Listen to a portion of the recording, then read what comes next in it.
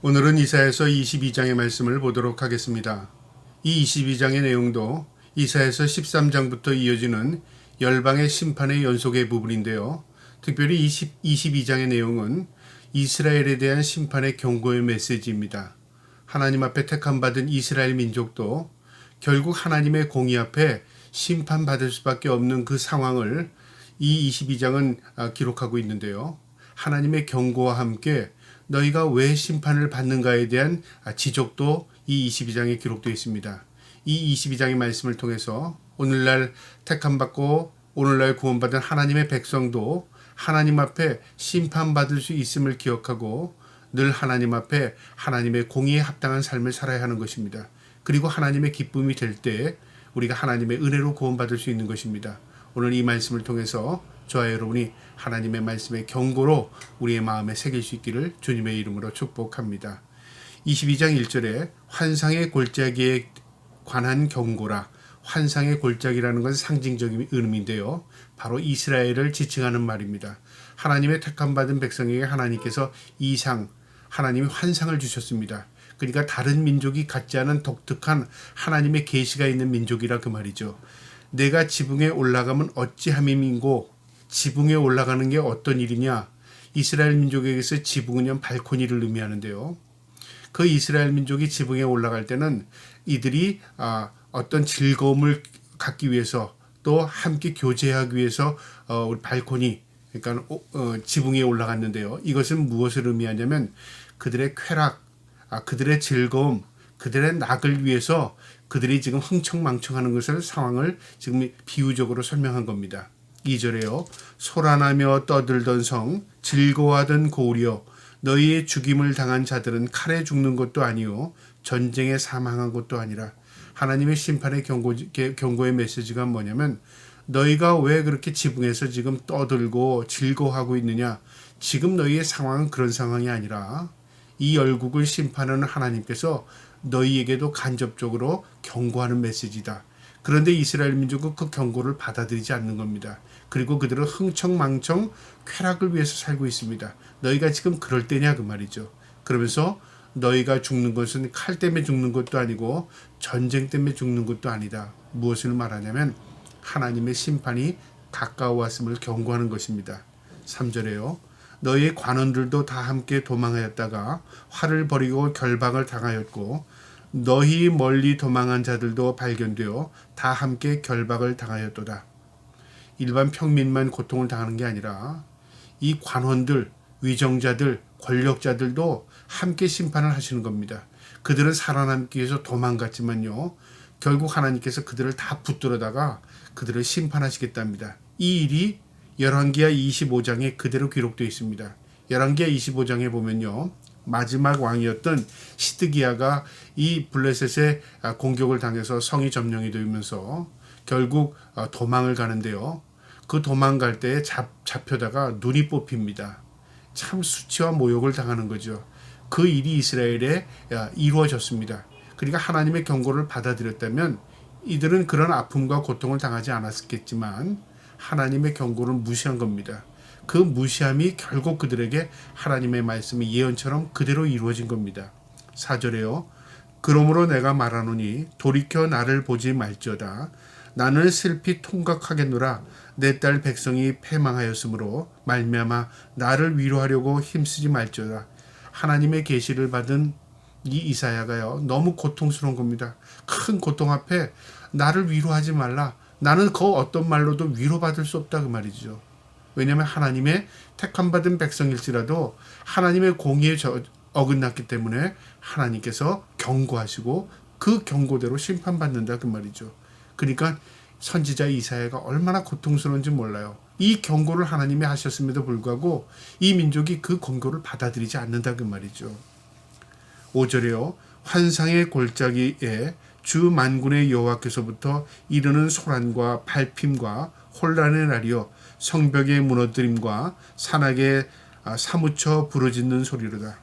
결국은 이스라엘의 견고한 성이 무너진다는 거죠. 결국 이 성은 무너졌습니다. 블레셋에 의해서도 짓밟혔고요. 그 이후에 예수님 당시에 로마로부터 또 이 성벽이 또 무너집니다. 그러니까 하나님의 경고의 메시지를 받아들였다면 하나님께서 그들의 산성이 되어주시고 요새가 되어주지만 그들이 하나님을 저버리고 세상의 쾌락과 세상의 즐거움으로 살다 보니까 결국 하나님과의 관계가 끊어지게 되고 그들이 세상으로부터 고통을 당한다는 겁니다. 그것을 지금 경고한 겁니다. 환상의 골짜기, 하나님과의 이상과 하나님의 말씀이 임재한 이성이 결국 하나님의 심판을 받게 되었다고 말이죠. 6절에요. 엘람 사람은 화살통에 매었고 병거탄 자의 마병이 함께 하였고 기르 사람은 방패를 드러냈으니 아수르 군대를 상징하는 건데요. 아수르 군대 가운데 엘람 사람은 활을 잘 쏘는 민족이었습니다. 활통을 가졌다는 것은 지금 전쟁으로 그들이 대열을 이어 들어오는 겁니다. 그리고 기르 사람은 방패를 가졌다. 보병이 되어서 방패를 들고요. 그들이 정렬을 해서 이스라엘을 지금 포위하기 시작하는 겁니다. 그것을 상징적으로 의미하는 건데요. 7절에 병거는 내 아름다운 골짜기에 가득하였고 마병은 성문에 정렬되었도다. 병거와 마병이 아름다운 골짜기 이스라엘 하나님의 도성 예루살렘을 에워싼 겁니다. 그리고 그 에워싸움을 지금 에워싸운 이스라엘의 항복을 요구하는 겁니다. 이런 일들이 벌어졌습니다. 언제 이 일이 벌어졌냐면요. BC 701년에 아수르의 침공에 의해서 이 예루살렘이 쌓여졌습니다. 그러나 하나님의 기적적인 방법으로 하나님께서 그들을 다 물리쳐 주셨습니다. 그건 경고였지만 하나님의 국률이었습니다. 이때 이스라엘 민족이 정신을 차리고 하나님께 여호와의 신앙을 회복했다면 아마 그들은 더 좋은 은혜를 입었을 겁니다. 기회를 얻었을 겁니다. 그러나 그 이후에 또 망각합니다. 결국은 그 이후에요. 아수르가 무너지고 바벨론에 의해서 바벨론의 느부갓네살이 또 이스라엘을 침공하게 들어옵니다. 결국 그들에게 짓밟히게 되는 거죠. 그러니까 하나님께 경고할 때 돌이키면요. 은혜입니다. 그런데 하나님의 경고를 무시하게 되면요. 결국 심판입니다. 이스라엘 민족도 그런 어려움을 당한 겁니다. 8절에요. 그가 유다에 덮었던 것을 벗김에 그날에야 내가 숲을 곳간의 병기를 바라보았고 이 무슨 말이냐면요. 하나님께서 이런 고통과 아픔을 통해서 이스라엘의 수치를 드러냈다는 거죠. 덮었던 것을 벗김에 그들의 치부를 드러냈다는 거죠. 그들의 약점을 드러낸 겁니다. 그러면 어떻게 해야 되죠? 하나님 내가 어리석었습니다. 내가 하나님을 저버렸습니다. 내가 참으로 세상을 의지했고 내가 다른 것을 의지했습니다. 하나님께 매달리면요. 하나님께서 깨닫게 하시고 은혜를 베풀어 주십니다. 그런데 하나님께서 그들의 수치를 보게 하고 그들의 약점을 드러내게 했는데 이스라엘 민족은 뭘 바라봤냐면 숲을 곳간의 병기를 바라봤답니다. 이게 뭐냐면 바로 무기고입니다. 우리 무기가 얼마있지? 우리 군대가 얼마나 되지? 우리가 얼마나 적병을 이길 수 있는 어떤 막강한 군사력을 가지고 있지? 그걸 지금 본 겁니다. 어려움을 당하면 우리가 어떻게 하냐면요. 1차적으로 하나님을 찾아야 합니다. 그런데 어려움을 닥치면 세상을 바라보거나 환경을 바라보거나 사람을 의지하는 자는 결국 2차 경고가 임하는 것입니다. 하나님께서 경고하실 때 하나님을 바라봐야 하는 것입니다.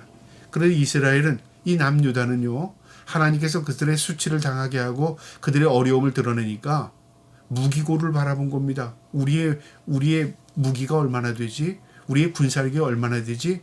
하나님 얼마나 마음 아프시겠습니까? 그러니까 그들은 하나님에 대한 의식이 없었다 그 말이죠. 9절에요. 너희가 다윗성에 무너진 곳에 많은 것을 보며 너희가 아랫의 물도 모으며 이 다윗성이 이 아수르와 바벨론 침공으로 해서 무너지니까 이들이 이 성을 다시 세우겠다는 마음으로요. 어떤 일을 하냐면 다시 성을 보수하고 그 다음에 물이 부족하다는 걸 알고 그 다음에 이 수로를 쳐서 물을 성으로 끌어들인 겁니다. 이게 잘못된 게 아니라요. 그들이 무너지고 회파된 것을 볼 때 하나님 앞에 은혜를 간구해야 합니다. 근데 그들은 하나님을 의지하지 않았습니다. 성벽은 보수하고 그 다음 물은 끌어들였지만 진작 중요한 하나님을 의지하지 않은 겁니다. 10절에요. 또 예루살렘의 가옥을 계수하며 그 가옥을 헐어 성벽을 견고하게도 하고 그들의 집 숫자 셌다 그 말이죠. 그리고 그 집을 무너뜨려서 성을 보수한 겁니다. 그러니까 철저하게 뭐만 생각했냐면 눈에 보이는 것만 지금 방어하고 있는 겁니다. 우리의 적은요, 눈에 보이는 적보다 보이지 않는 영적인 적이 더 많습니다. 그리고 우리의 전쟁은 우리 육체로 치르는 전쟁이 아니라 영적인 전쟁을 치르는 사람들입니다. 그래서 우리의 대장 되신 예수 그리스도에게 우리의 모든 삶을 위탁하고요, 맡기고, 그리고 주님 그 명령을 따라 살아가는 것입니다. 우리는 그래서 그리스도인 주님의 군대인 것입니다.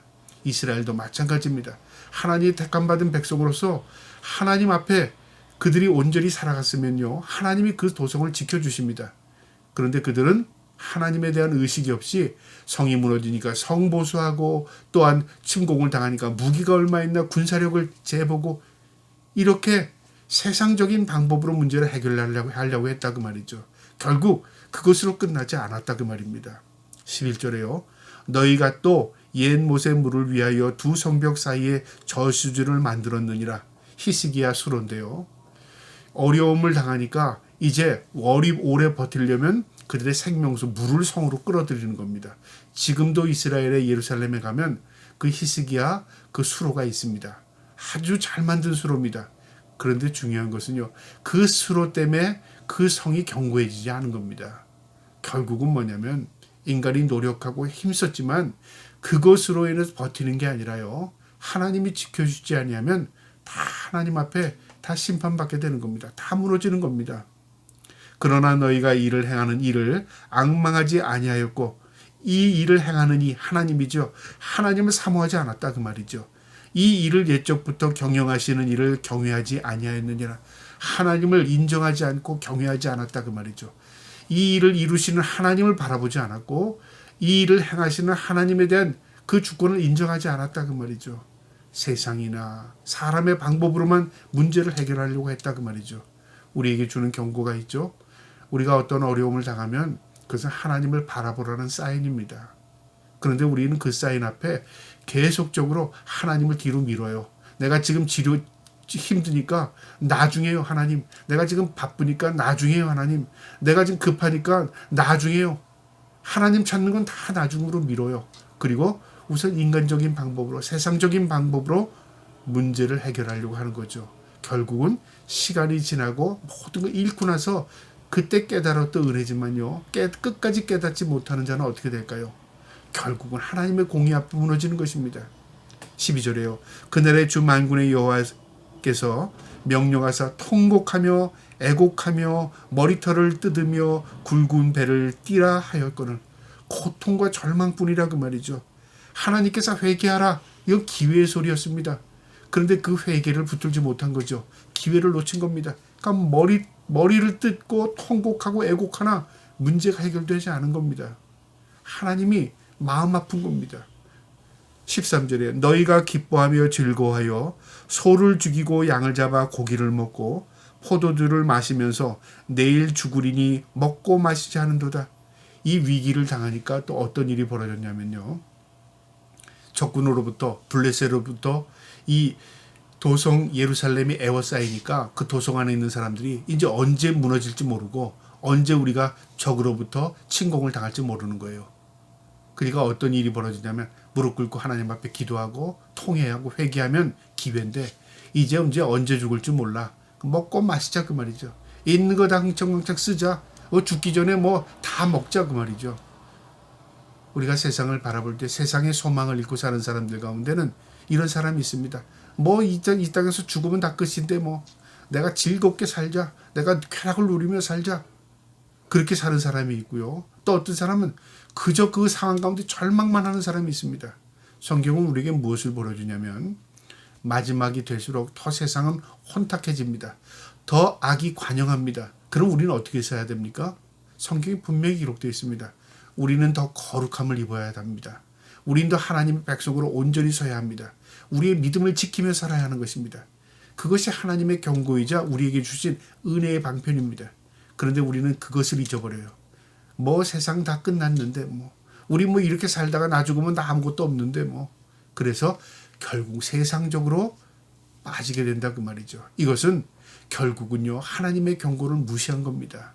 이것은 기회를 잃는 방법일 것입니다. 기회는요, 하나님의 음성을 들을 때, 그리고 그 앞에 자복할 때 기회가 우리의 은혜가 되는 것입니다. 그들은요, 기쁘고 즐겁게 놀자, 양 잡아 먹자, 고기 먹자, 포도주 마시자, 먹자 마시자로 끝난 겁니다. 14절에요. 만군의 여호와께서 친히 내 귀에 들려 이르시되 진실로 이 죄악은 너희가 죽기까지 용서하지 못하리라. 하나님께서 그들의 행동을 보니까요, 위기 앞에 통회하고 자복하는 게 아니라 위기 앞에 절망하면서 먹고 흥청망청, 이제 언제 죽을지 모르니까 먹고 마시고 즐기자, 그렇게 행하는 거예요. 너희는 기회가 없구나. 너희가 죽기까지 용서하지 못하리라 하셨느니라. 주 만군의 여호와의 말씀이니라. 너희는 기회를 다 놓치는구나. 내 경고를 받아들이지 않는구나, 그 말이죠. 이제 15절부터는요, 하나님께서 너희가 왜 심판을 당하는가 이유에 대해서 또 말씀하십니다. 뭐냐면요, 윗물부터 다 타락한 겁니다. 우리 속담에 윗물이 말아야 아랫물이 맑다는 말이 있잖아요. 위정자들부터 타락한 겁니다. 이것을 지금 경고하는데요. 15절에 주 만군의 여호와께서 이르시되 너는 가서 그 국고를 맡고 왕궁 맡은 자 셈나를 보고 이르기를. 셈나는 누구였냐면요, 그 당시에 국고 대신이었습니다. 그러니까 나라의 돈을, 나라의 재물을 관리하는 고위 관리였습니다. 오늘날로 말하면 그 직급으로 하면 재무장관 정도 될까요? 이처럼 경제적인 것, 이 모든 것은 나라의 국고를 맡고 있는 이 셈나가 그 돈을 자기를 위해서 쓰는 거예요. 나라와 백성을 위해서 쓰는 게 아니라 자기의 안락을 위해서, 자기의 즐거움을 위해서 쓴다, 그 말이죠. 마치 백성들의 세금 걷어가지고요, 자기가 착복하고 자기의 즐거움을 위해서 쓰고 개인적으로 쓰고, 이거 똑같은 거죠. 하나님이 다 보시고 계신 겁니다. 16절에 내게 여기와 무슨 관계가 있느냐? 여기엔 누가 있기에 여기서 너를 위하여 묘시를 팠느냐? 높은 곳에 자기를 위하여 묘시를 팠고 반석에 자기를 위하여 처소를 쪼아내었도다. 묘시를, 무슨 말이냐면 그 당시에도 묘를 크게 짓는 사람은 권력자였습니다. 이 셈나, 국고 대신 셈나가요, 그 국고를 털어서 뭐를 내냐면 자기 죽을 때 묻힐 무덤을 아주 건사하게 만드는 겁니다. 돌을 쪼았다는 것은 아주 장식을 하고 호화롭게 만드는 겁니다. 가족을 위해서 돈을 쓰고 죽은 이후까지 영화를 누리기 위해서 그런 일들을 했다, 그 말이죠. 그러니까 지금 쓰는 거는 얼마나 썼겠어요? 의식 없이 국고를 지금 쓰고 있는 겁니다. 하나님 그걸 지적하는 거예요. 높은 곳에 자기를 위하여 묘시를 팠고 반석에 자기를 위하여 처소를 쪼아내었도다. 반석을 자기 처소를 위해서, 그리고 자기 죽은 묘시를 위해서 이렇게 돈을 썼다, 그 말이죠. 17절에 나 여호와가 너를 단단히 결박하고 장사같이 세게 던지되. 하나님께서 널 보다 못한 너는 안 되겠다. 하나님께서 그를 결박한답니다. 그리고 하나님께서 그 결박한 걸 공처럼요 집어 던진답니다. 18절에요. 반드시 너를 모질게 감싸서 곰같이 광막한 곳에 던질 것이라. 주인의 집에 수치를 끼치는 너여, 내가 그곳에서 죽겠고 내 영광의 수레도 거기에 있으리라.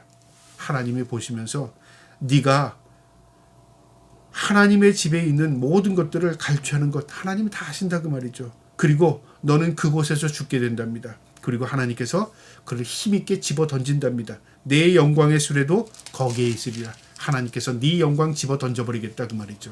19절에요. 내가 너를 내 관직에서 쫓아내며 내 지위에서 낮추리라. 하나님께서 네가 가지고 있는 그 영광, 관직, 네가 가지고 있는 모든 것 다 집어 던져버리겠다, 그 말이죠. 하나님이 주인이시기 때문에 그런 겁니다. 20절에요. 그날에 내가 힐기야의 아들 내 종 엘리야김을 불러 내 옷을 그에게 입히며 내 띠를 그에게 띄워 힘있게 하고 내 정권을 그의 손에 맡기리니 그가 예루살렘 주민과 유다의 집의 아버지가 될 것이며 너 대신에 네 관직을 뺏어서 엘리야김에게 준답니다. 서기관 엘리야김에게. 그리고 엘리야김을 높이겠다는 거지요. 이 말은 무슨 말이냐면요, 너는 셈나는 하나님의 공의에 맞지 않았어. 너는 하나님께서 높이셨지만 너는 그 공의를, 그 권력을 너를 위해서 사용했어. 하나님께서 때가 되면 그를 집어 던진답니다. 그리고 하나님께서 믿을 만한 자 엘리야김의 그 권력과 그 관직과 그 모든 것을 맡기겠다는 거죠. 그러니까 하나님의 주권이죠. 자, 그런데 21절에 내 옷을 그에게 입히고 띠를 그에게 띄운다. 그에게 권력을 주겠다 그 말이죠. 22절에요. 내가 또 다윗의 집의 열쇠를 그의 어깨에 두리니 그가 열면 닫을 자가 없겠고 닫으면 열 자가 없으리라.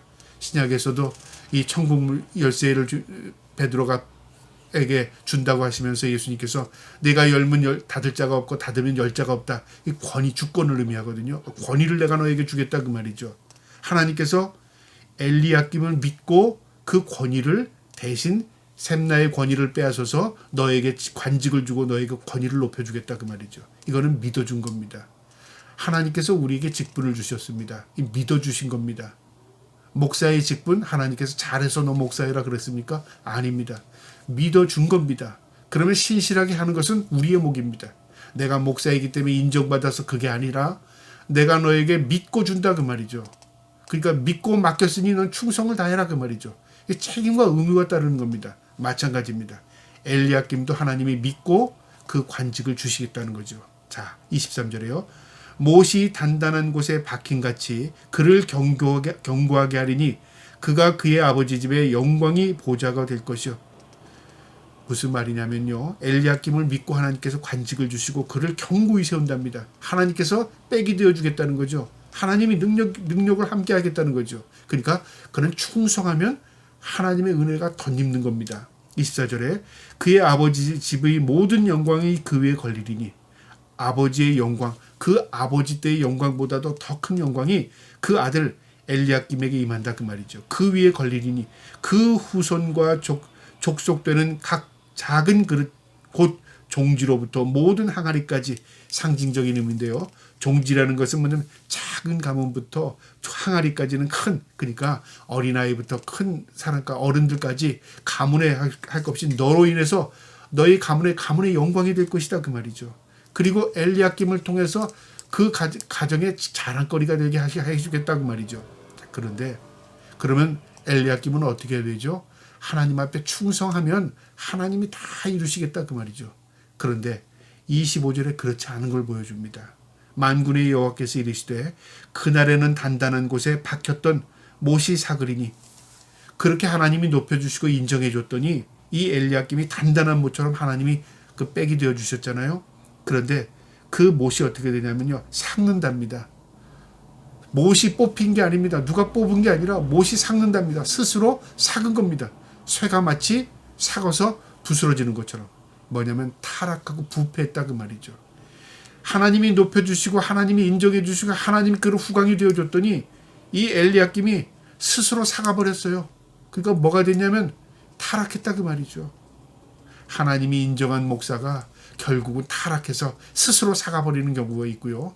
하나님이 높여줬던 하나님의 백성이 결국 하나님이 후광이 되어줬는데 스스로 타락하고 삭아버려가지고 스스로 무너지는 경우가 있다 그 말이죠. 그 말과 비슷한 겁니다. 그 못이 부러져 떨어짐으로 그 위에 걸린 물건이 부서지리라. 자기가 삭아서 부서지니까 그 위에 걸렸던 모든 게 다 무너지는 거예요. 엘리야김이 자랑이었는데요. 엘리야김이 삭아서 타락해서 무너져 버리니까 그 자랑거리에 됐던 집안의 영광이 어떻게 됩니까? 집안의 수치가 되어버린 거예요. 그런 일들이 세상에 많잖아요. 야, 누가 대통령 될 때 우리 집안에 대통령 있어. 우리 집안에 누가 있어. 뭐 이렇게 자랑거리 하던 사람들이 나중에 그게 백성들한테 치부가 드러나게 되고 그 참 여러 가지로 부끄러운 일이 벌어지면 어떻게 될까요? 그 입을 다물어요. 그런 거 똑같습니다. 그때 높은 자리에 있을 때는 자랑이요 영광이었죠. 근데 그가 곤두박질 치니까 어떻게 부끄러움이 된다 그 말이죠. 엘리야김이 그랬다 그 말입니다. 못이 삭으니 그 못이 부러져 떨어짐으로 그 위에 걸린 물건이 부서지리라. 그를 다 의지했던 자들이 다 함께 다 부서져 버렸어요. 떨어지니까 하라. 나 여호와의 말이니라. 하나님께서 이것을 경고하는 겁니다. 오늘날 우리에게 이 말씀을 경고하는 거예요. 하나님이 우리의 백이 되어주시고 하나님이 우리에게 산성 요새 방패가 되어주셨습니다. 하나님께서 우리의 능력이 되어주셨습니다. 그럼 우리는 어떻게 해야 되죠? 하나님을 의지하고 더욱더 하나님 앞에 충성하고 공의와 정의를 세우는 일에 바르게 하고 하나님의 기쁨이 되려고 힘써야 하는 것입니다. 내 주인 되는 그 하나님 앞에 참된 기쁨이 되는 삶을 살아야 하는 것입니다. 그러나 그렇게 하지 않고요. 오히려 하나님을 이용해서 내 영광을 추구하고 내 영광을 드러내고 그리고 그것을 이용해서 결국은 내 이익을 추구한다면 그것은 엘리야김이 무너지는 것처럼 무너지게 되는 것입니다. 이것이 이스라엘의 경고였습니다. 저와 여러분이 이 경고의 말씀을 마음에 새기시고요. 이 땅에 사는 동안에 하나님이 우리의 힘과 능력이 되어주실 때 더욱더 하나님 앞에 충성하며 바르게 살 수 있는 저와 여러분 되시기를 주님의 이름으로 축복합니다. 아멘.